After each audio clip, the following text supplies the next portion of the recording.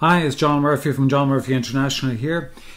Time and time again, I get asked by people, what is my number one tip that I would give to my clients or to anybody else that will really help them to improve their performance and achieve their goals?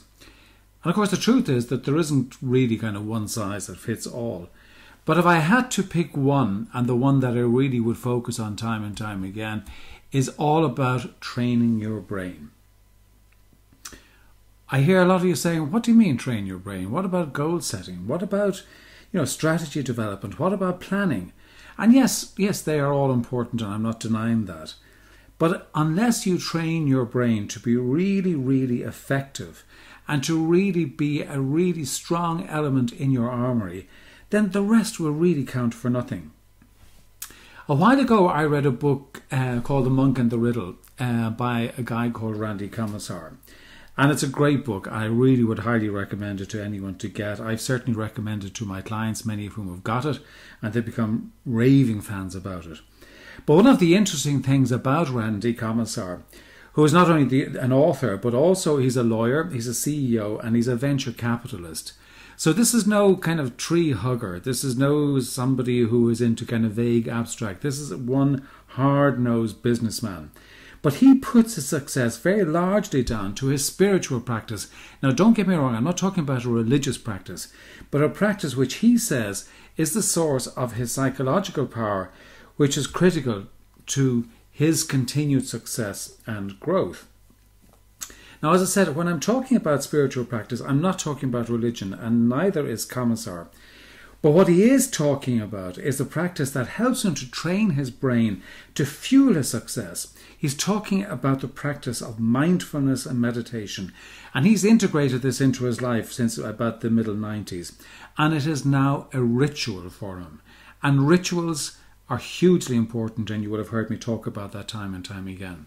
And what he's talking about is taking the time out every day to practice meditation, which he says unleashes his potential. And I hear some of you saying, but I did come and talk to you about executive coaching, and now we're here talking about meditation. But to illustrate the point, I just want to make a quote from what Randy Commissar is saying. He said, the process of meditation is the process of stripping myself bare of all the pressures, all the barnacles that accumulate around you every day as you interact in the world. The pressures, the expectations, the ego, the things that ultimately make your vision unclear. And every day my meditation is about moving those, getting absolutely clearer in that moment and open, allowing myself to back up, to walk out into the world and have it happen all over again. Now, to me, that's fantastic stuff. And certainly as an executive coach, it's a practice that I have incorporated into my own life, and I really have seen great benefits from it, as indeed have many of my clients.